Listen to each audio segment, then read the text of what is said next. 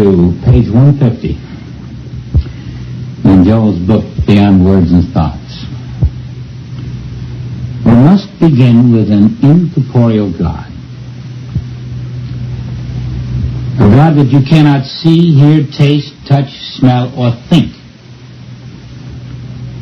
And if you stop with incorporeal God, you will bring forth only the fringes of demonstration and healing. The moment you have incorporeal man, and you drop his structural appearance, you'll stop trying to reduce his fevers or his lumps. You'll stop trying to arrest his aging process, because incorporeal man has none. He was never born, and he will never die. He was never born, and so he can never age. Now that's a fairly flat statement from Joel, that there is no physical man. And the exercise we have just practiced on the other side shows you what a physical man is. It's a mental impression contained within your mind. You have to account for how it appears if it isn't there. And it has to be mental if it isn't there. While someone is looking at you and seeing you, they are seeing a you in their mind, and that is the only you that is there. And when you are looking at that someone, you are seeing that someone in your mind, and that is the only someone who is there. That someone never gets out of your mind. And now you must develop the habit so that every time you look at that someone, you're saying to yourself, yes, this someone that I'm seeing is in my mind. And when I talk to this someone, I'm talking to someone in my mind. Because the someone out there isn't the someone that I see in my mind. The someone out there is the invisible Christ. That, as I say, is now your make or break demonstration. On page 138, Joel says, incorporeal man has no physical structure. And those on the mystical path must remove from thought the image man, corporeal man, the man who has physicality, because that man is not the man of God's creation. Now, if that man isn't the man of God's creation, it follows that that man is not out there, doesn't it? And of course, this is only for those who have been touched by the Spirit, who can understand this. Joel continues, the moment you go to God with something of a physical nature in thought, I don't care whether it's supply, companionship, or a new lung, you separate yourself from God. And here he's telling us that there's not only no physical man, no physical structure, but there are no physical conditions. And there are no physical events. We are learning that all that we call physical, whether it's person, heart, lung, any organ of the body, any physical form, any physical object, any physical thing, any physical event, all of this is cosmic thought coming through the mind, never getting outside the mind, but seeming to be external to the mind. And every time you doubt it, turn on that TV set, turn off the sound, sit there and watch the pictures go by again and again and again until something in you glimmers and says, oh my God, of course. These pictures are being sent here from far away. They can't get off the screen. They're not suffering like they appear to be. And on a bigger level than just this physical TV set, I here, as a physical human being, I am a picture being sent here by cosmic mind. And it comes through my mind on the screen of my mind as a picture. And I think it's out there. But it isn't. You must do it again and again and again until that light breaks through and you see this is the truth of being. Page 149. There is no corporeal creation. It is we who entertain a corporeal sense of an incorporeal creation. When you begin to accept not only the incorporeality of God, but the incorporeality of man, every day that you live, you become younger and stronger. The more of life you use, the more you have. Those are Joel's words. How do you have more life if you use more life? What he's saying is that life is made of a substance. And the more of the substance you use, the more of the substance you receive. Now, while you're looking at those TV pictures, and these pictures keep coming to you, those pictures may be of a scene that is coming from New York or Chicago or Philadelphia or Hollywood live, but the people who are live in New York, Chicago, Philadelphia, Hollywood are not going to be hurt if there's an accident to your TV set, are they? They are far away from the scene of where you're viewing it. And that also may be a moving picture. It may be a movie that was made 15 or 10 or 20 years ago. And some of the people in that moving picture may have passed on by now. You may be looking at a Clark Gable movie or someone else who has passed on, and there's still images on your screen right this moment, although Clark Gable isn't around anymore. Now, these images in the world that you look out and think you're seeing out there are time images. They're moving on a screen of time in your mind. And the only place that time is in your mind. The only place that matter is in your mind. The only place that movement is in your mind. It's all your mind. And this is being shipped to you just as those images are being shipped to that TV set. This is the cosmic process that Adam couldn't break out of. And the Adam in Paul broke out of it and was Christed. Joel broke out of it. Jesus broke out of it. Peter broke out of it. This is what the Hindus call Maya. This process of cosmic broadcasting of images through the mind, in the mind, remaining in the mind, seemingly external, which we call persons, places, and events. However vast it may seem, however impossible it may seem, you must see that the planets are not outside your mind. The sun and the moon, though they seem to warm you, and though they seem to light your way at night, they are not outside your mind. Every sensation that you feel of heat and warmth and light, taste and smell, is happening in the images in your mind. Everything you touch, you're touching within your mind. And however baffling this may be, however spellbinding, however impossible, it is nonetheless the teaching of the Christ.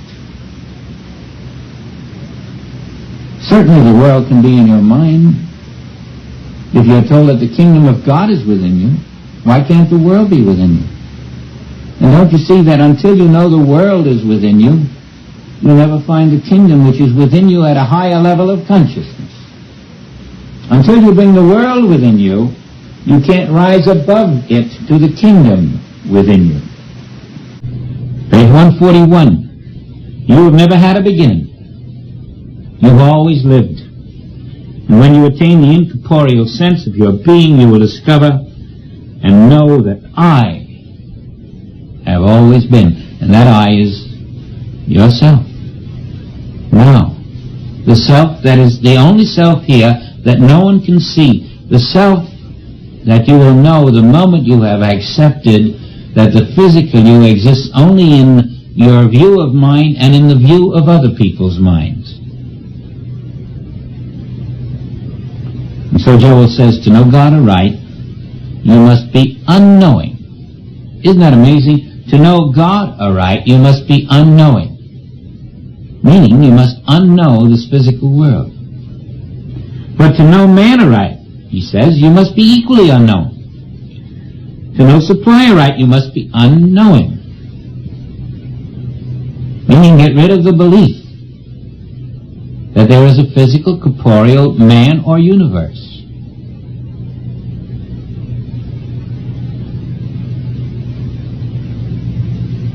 Never deal, says Joel, with corporeality. When you're living out from incorporeality, you have attained the mystical consciousness.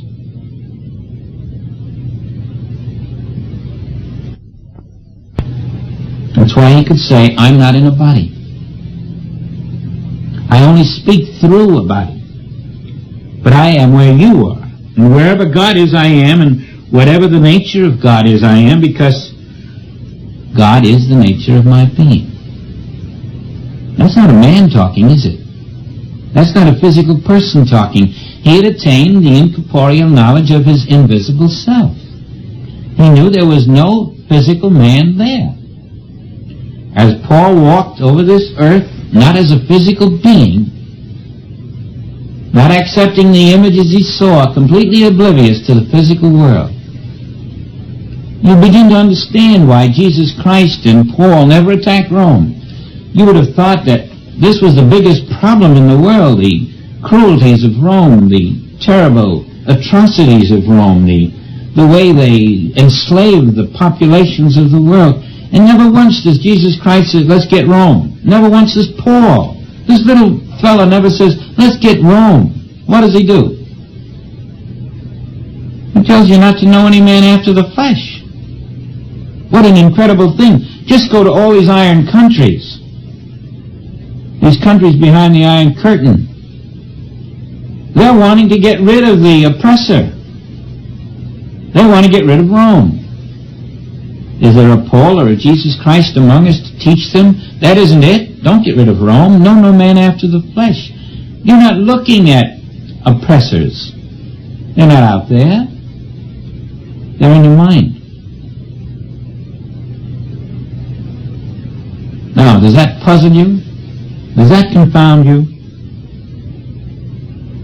If it does, you've got work to do.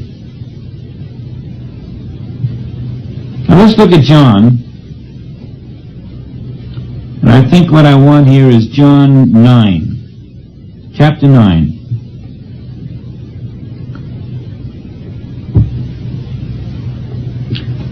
The blind man at Jericho has been healed, and he wants to know who did this to him. Jesus tells him the Lord, and he says, well, who's the Lord? And Jesus says, well, you've already spoken to the Lord, and the Lord has spoken to you.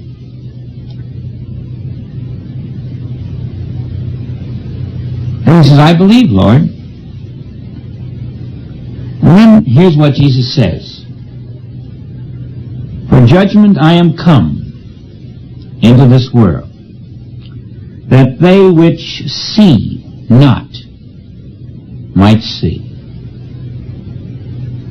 and that they which see might be made blind. Now we think we see, because we say there's a tree, and there's a man, and there's a war, and there's a disease. And he says, I have come that they which see might be made blind. Now if you're going to see these things and be made blind, that doesn't necessarily mean that your eyes are going to suddenly not be able to see. It means that you're going to develop the capacity to look at these things and see them as inner beliefs. That's making you blind. When you can look at these things and know that they're only your inner beliefs, that is the fulfillment of what Jesus is saying. I have come to, that those who see might be made blind. You see, that's Paul's experience without going through the physical blindness. You're overcoming the belief. Didn't Jesus later say it that way? I have overcome this work. I have overcome the belief that that which I am looking at with eyes is out there. I know that what I'm looking at with eyes is only within my mind. And I am come into the world that they which see not might see. And the only way you can see you see not. You see, you think you're seeing, but you're seeing not. Every time you see matter, you're seeing not. And until you know you're seeing not, you can't be brought to the level of seeing. And that's why I think the message of inner vision is really the message of the blindness of Paul, and the message of the healing of the blind people. Again, if you are not a physical being but seem to be, you have to give up this belief, don't you? And if other people are not physical but seem to be, you have to give up that belief. And I think we have that here in Luke. You see, the way we think things are is not the way they are. 17:20. The Pharisee says, well, when will the kingdom of God come? And he answered, the kingdom of God cometh not with observation. You can look all day. What you're seeing isn't the kingdom of God. And that's all that's here, is the kingdom of God. You're just seeing pictures in your mind, never getting outside the screen of your mind. Neither shall they say, lo here, nor lo there, for behold, the kingdom of God is within you.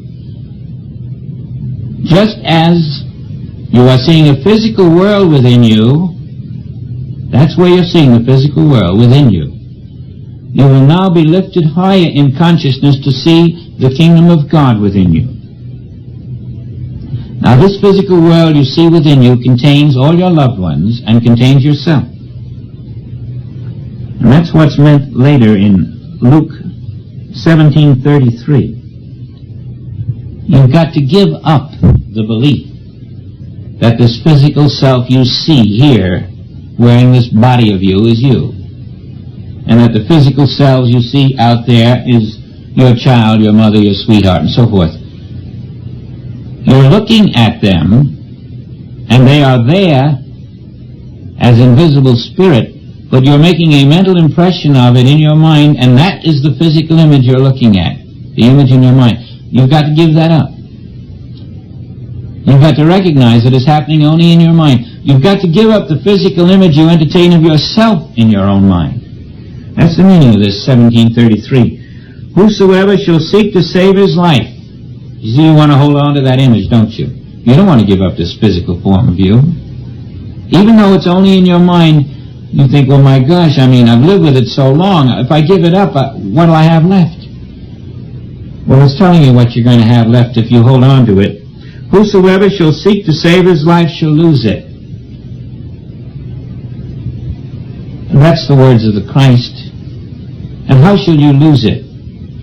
Well, the same cosmic force that made it appear first in the minds of your parents and now in the mind of you is eventually going to remove it even from the mind of you. And they're going to call it your death, aren't they? And if you seek to hold on to that make-believe form that you think is there, you're going to lose it. You know you're going to lose it anyway. But you didn't know it was make-believe. Now you see why you're going to lose it, because it's make-believe. And therefore, whoever shall seek to save his life, meaning to hold on to this physical form life, shall lose it. Because if you hold on to it, it's the only one you're going to know. And when you lose it, you've lost it. There is no other for you. But whosoever shall lose his life shall preserve it. If you can give up this sense of life, this body image of life that you maintain in your mind, and lose it, give it up, overcome it, rise beyond the belief that this form that you see in mind is you, you will find the body of the soul.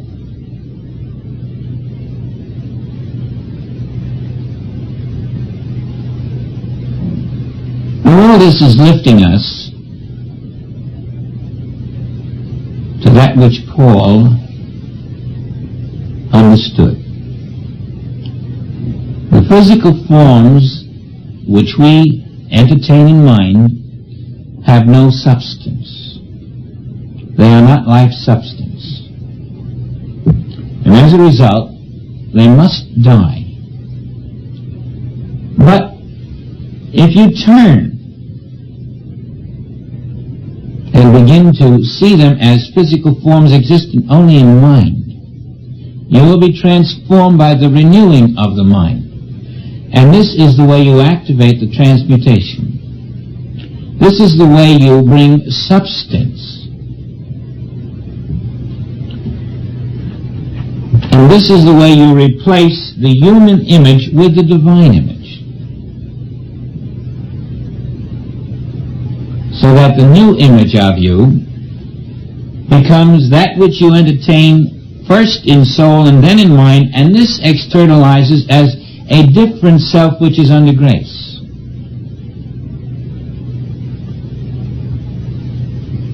You are reborn of this inner substance. You are out of the deep sleep in matter.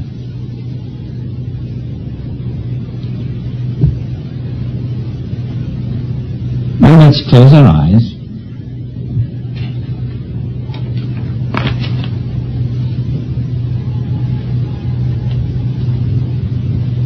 And every time the word self is mentioned now, I want you to add another word to it,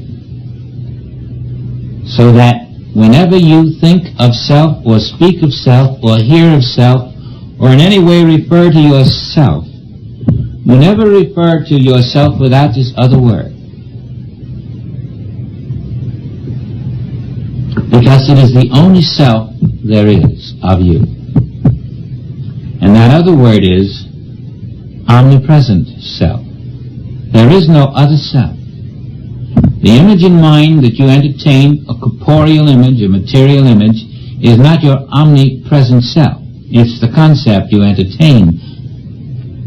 But your omnipresent self is not an image in your mind. It's a fact. It's a reality. It's now, and it is the substance of God. That is the meaning of God, is the substance of every form. Your omnipresent self is made of the substance of God. And your omnipresent self is not a little form appearing out here as 6'2" or 5'7". And your omnipresent self is made of pure spiritual life substance which never dies and is now yourself and will never be experienced in its fullness until you get rid of or drop the concept of the material sense of self that you have entertained up to this point. And that's why Paul told us that flesh and blood cannot inherit the kingdom of God. Flesh and blood is not a spiritual substance. It is a mental substance, a thought substance.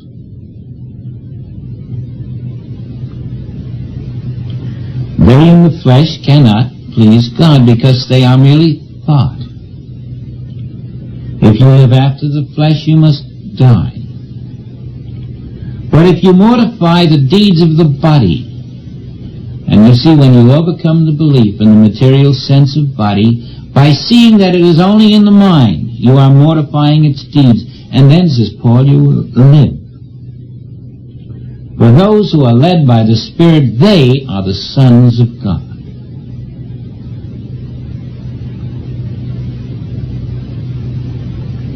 We're coming out of the deep sleep of matter, and we're learning to surrender the will of this physical self.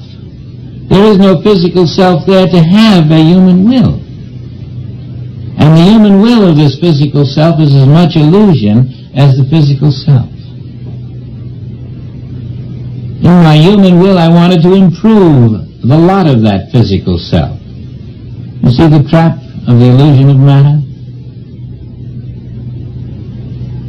So many people call up all the time about physical problems or problems relating to the physical sense of self. We have a financial problem in the family. This is the financial problem. Or we have an emotional problem in the family, or a domestic problem, or some kind of a problem relating to that physical form. And we isn't any. We're looking at a form in our mind which we think has a problem. And when we take that form in mind and recognize that the Spirit of God is present where the form seems to be, we are merely acknowledging our own omnipresent self. The one substance of God stands behind every so-called physical form. Nothing is changing in reality because there's a lot of TV pictures. Someone on the screen can die, but that doesn't mean the person who's playing the role is dead. Someone on the screen can be hit by a truck or a horse or something, but that doesn't mean the person in reality is being hit by the truck or the horse. Someone on the screen of your mind can have a disease, but that doesn't mean that the substance of God has a disease, and that's the only substance there is. All of the pictures in your mind, no matter what they say, flood, fire, hurricane, disease, destruction, warfare, famine, accident, the worst atrocity you can imagine is happening in the individual and group mind. It isn't happening in the substance of God, and that's the only substance there is. And you can stand in that knowledge.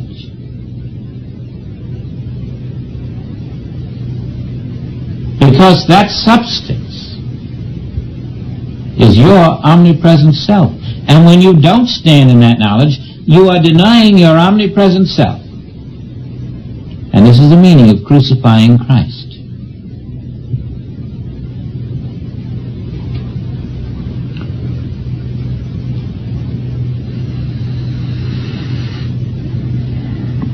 And we all have a lot of human trials and tribulations. But they only happen in the material sense of life. And when you remain in the material sense of life, you are denying your omnipresent self. And so you might say, we have to learn that we are the substance of God. Just as Joel said, wherever God is, I am, and that is the nature of my being. You find that on page 141. Same time he says, I'm not in a body. Wherever God is, I am. Now that's the knowledge of his omnipresent self. And whatever the nature of God is the nature of my being. Whatever is the nature of God's substance is the nature of your being. Because I and the Father are the one substance. The Father's substance and your substance being one, all of the qualities of God are yours, and it does not change them because the pictures in your mind are changing. All of the diseases in the world never touch the substance of God, which is the only present substance, and the only place where the diseases of the world occur in the minds of the beholders. They are not actual diseases in the substance of God. They are mental, they are thought. And you can stand in them. You can stand still in the substance, letting the mental pictures pass by. Just let them pass by. And as you rest in this substance, you will know that the power of the Spirit is not changing, is not losing its quality, is not losing its strength, is not losing its power. All that is here is the invisible substance of God. Rest now quietly. Quietly. Just rest in the knowledge that I am the omnipresent self, which is the substance of God. Just rest there. To know God aright is life eternal.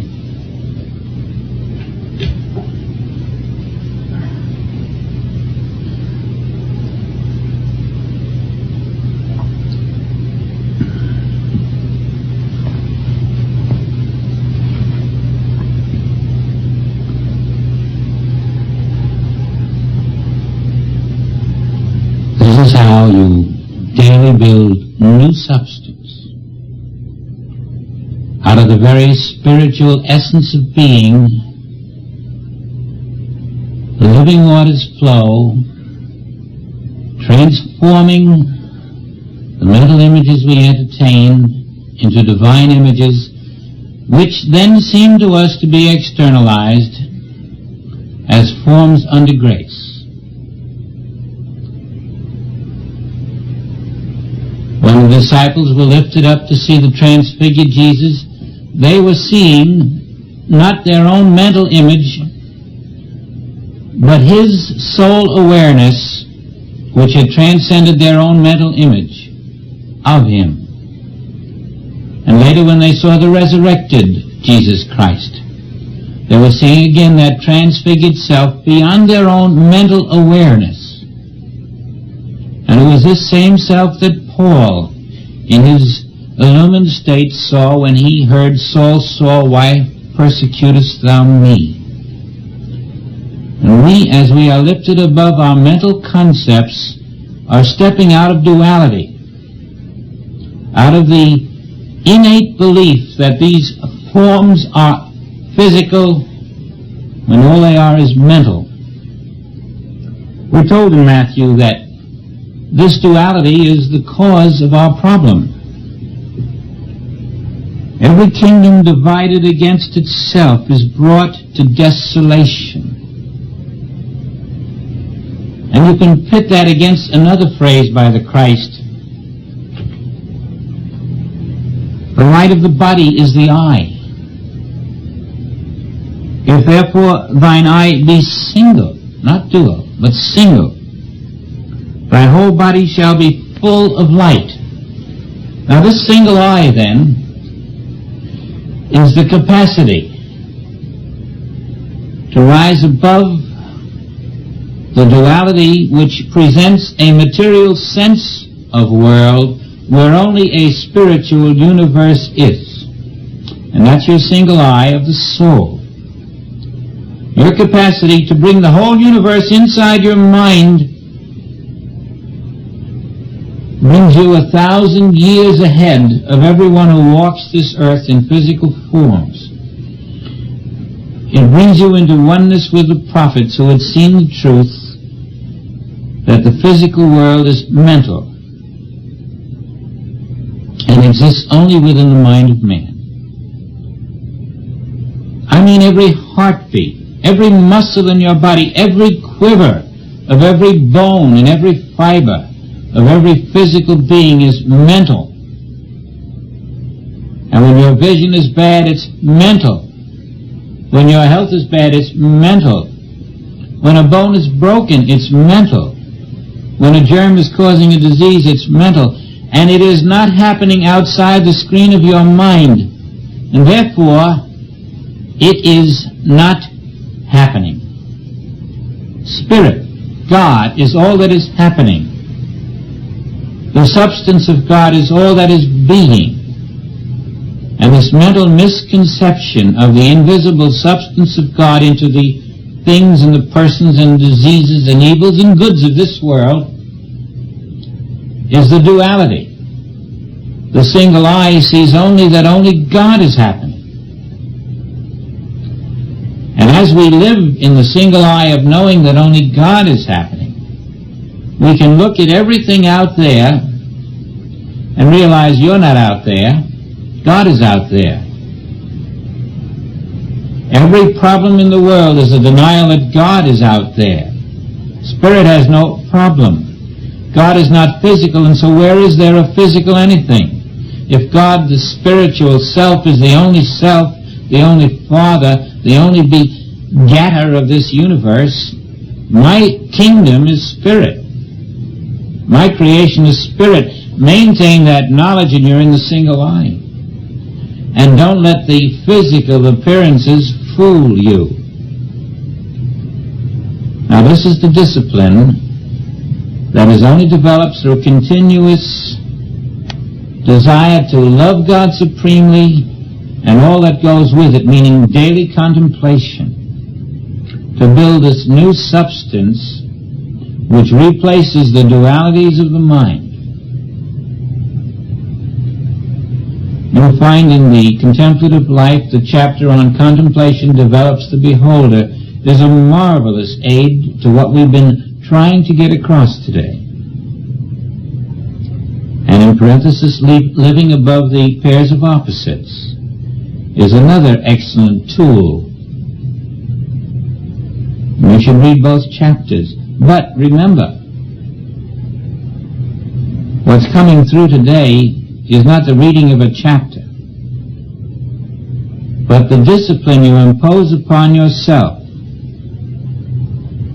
to completely walk out of the flesh, as Paul did. And not only out of your own flesh, out of cosmic flesh, the flesh of the world. And I say to you that unless this is done daily, you will not build your living spiritual substance. Give us this day our daily bread. Each day you must build living substance, and you must live in the single eye to do it.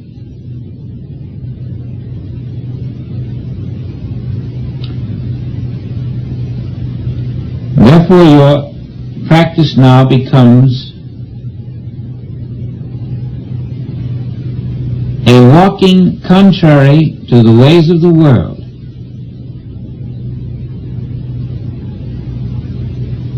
A knowledge that the entire world and all it contains is within the mind of each individual who perceives it and has no other existence than within those minds. And that the mind which perceives the material world is not the Christ mind. You are called upon to surrender the concepts of that mind. The only way you shall walk in the kingdom of God, which is the same as inheriting the earth, is if you are meek, willing to surrender the concepts of the mind which is not the Christ mind, of the dual mind which converts the cosmic mind impulses into the sense of matter which has no real existence.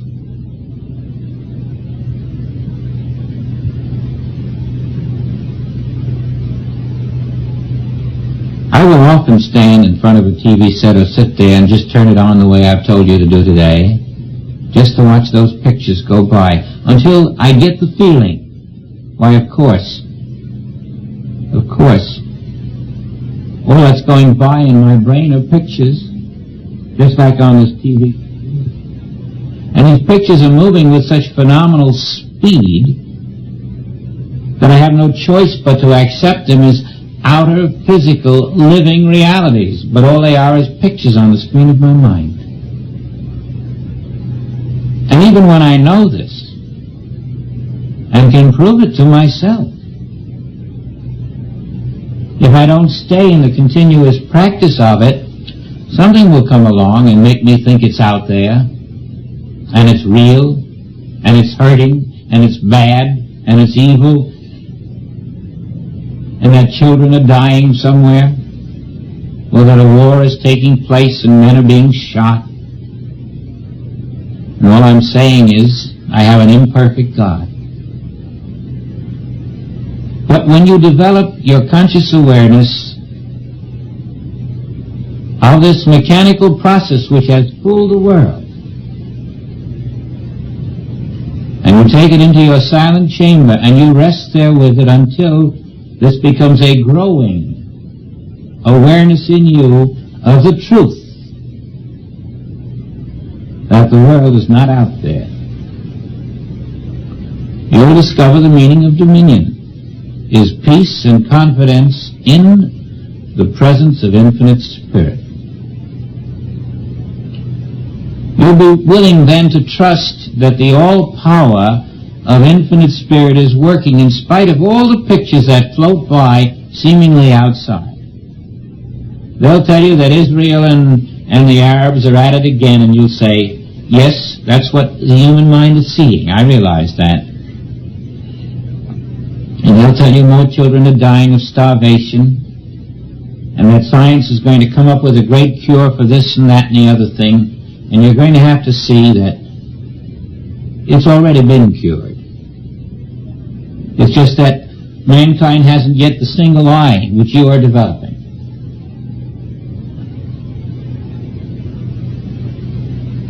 And you'll begin walking this earth not in a physical form, but in your true incorporeal selfhood. You'll become aware of yourself incorporeally. You'll see that you really are independent now of the flesh. For if thine eye be single, thy body is full of light. You'll find that you really don't have a material form, and this becomes more and more real to you until you're willing to release others from their material forms. And when you see form, you'll be thinking spirit. You'll be so into spirit, not form. You'll be liberating yourself. You'll be building your own awareness of divine substance. And this is building the omnipresent viewpoint. I am the substance of God, which is omnipresent, and therefore I am that omnipresent substance, that omnipresent self. And there's no threat to my omnipresent self. It's not going to die. It's the only self I am. This mental picture I've entertained of myself is beginning to become smaller and smaller and faded more and more. One day I won't even know about it. And there will be great glimpses when I'm quite sure that I am coming into that illumination which is the knowledge that I and the Father are one invisible substance, in which there can never be any form of discord or evil or disease or a temporary life or an emotional upset. I'm beginning to step out of this form much better than I ever thought possible.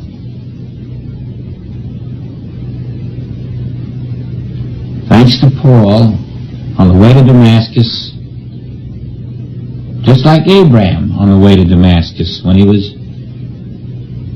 given the name of Abraham, because he had his inner illumination. I'm on my way to Damascus, and maybe I'm going to arrive real soon. There won't be an Ananias around to open my eyes, because they're being opened now. Within me, with inner vision, so that I'm becoming blind to the false sense of life, and I'm awakening to the divine substance which is always free, never in pain, never suffering, never born, never in discord, never in distress, and never dying. That's what happened to Paul on the way to Damascus. And that's what happened to those blind men when they were told to tell no man. They were being opened to the great inner vision that the world of matter was only in their minds, as we are being opened.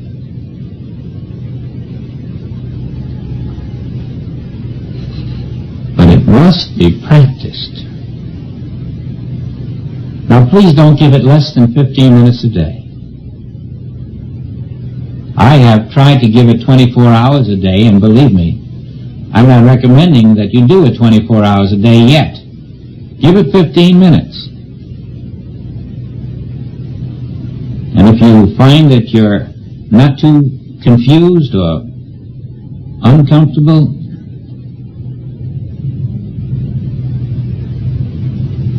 and I've discovered that this is really the way you're going to have to go, give it another 15 minutes at a later time during the day. Make your day an effort to turn yourself over to this knowledge that I can stand here now and watch the cable cars in San Francisco, or the firemen go riding up a hill, or the automobiles on the road, or the airplanes in the sky, or whatever is out there. Even the grass growing, or the birds flying, or the butterflies scattering about. And I can look at them all and say, some are beautiful, some are not. Some are happy, some are healthy, some are not. But whatever I'm looking at out there is not out there. It's in my mind. And it never gets off the screen of my mind to get out there. And the other person who's seeing the same thing is seeing them in the screen of his or her mind. And they're not out there for him or her either, even though he or she may think so. They're not out there for anyone. The whole redwood forest isn't out there. And all the oceans and all the planets and all the stars. They're all in the cosmic mind, and they're being broadcast into our inner human sense vision, and they never get outside. They are all mental. They are not the kingdom. And if you hold to that truth, you'll discover that you are gradually lifted out of the slavery to these outside events that have entrapped us in making us think that the world is being punished by God in some way, or that these horrible grievances that are taking place, these violences, these lacks and limitations are reality. As we free ourselves, we will free our neighbors.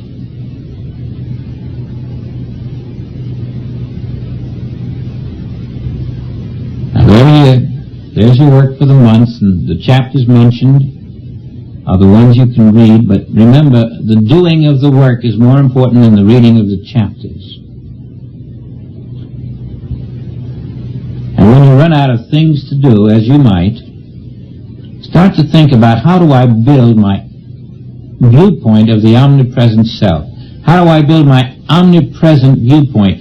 How does my attitude, my thought, my belief challenge the truth that I am omnipresent self? Every belief in me that does not uphold and support and agree with the truth that I am omnipresent self is a false belief, and I must change that belief. I must come to the single I belief.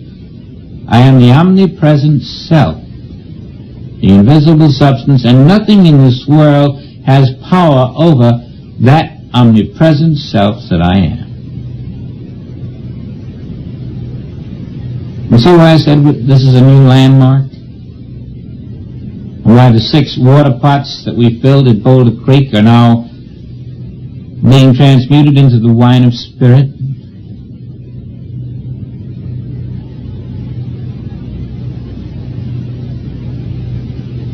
Ananias was told to go to the street that was called Straight to find Paul, and that's the same street that we all travel, which the Christ spoke to us about and said, straight is the gate, narrow is the way that leadeth to life. As you develop this single eye capacity to know material sense is different than material reality, and that material reality is only material sense, it isn't material something, it's just material sense that you're suffering from, you'll eventually dissolve it with a single light of light, single eye of light. And there'll be no outside world of matter for you to combat. You'll have put it all inside your mentality, where it belongs. So that's the only place it is. And you won't fight it and react to it and try to change it and improve it out there. You just rest in the knowledge of the invisible substance of being which is omnipresent. And this is how you'll come into the experience of grace.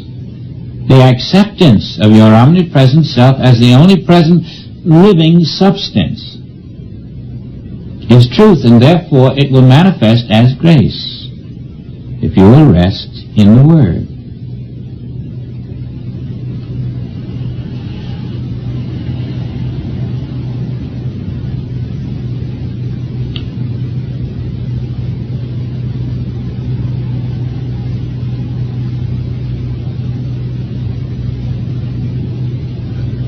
thank all of you who have been so kind as to send me a letter telling me how you felt about the Boulder Creek work. And I really have received 30 or 40 of such letters, and they're a joy to see and to feel that inner development taking place on such a large scale now.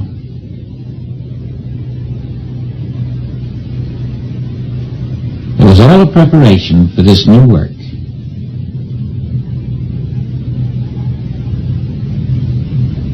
Inner vision through the single eye. And there is your dominion without power. Dominion through grace. Dominion through simply knowing the truth of substance. And that is the dominion which takes dominion over land, sea, and sky, because land, sea, and sky are seen to be the inner mental beliefs that we have entertained about the invisible, omnipresent substance, which is always in perfect harmony. I join hands with you now, spiritually, in gratitude for the great truth that is lifting us all.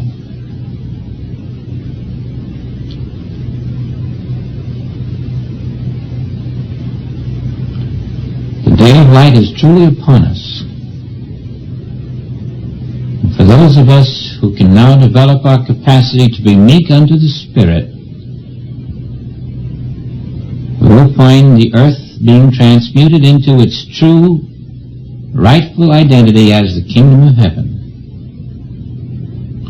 Walk ye in it, the finished, present kingdom of your omnipresent substance.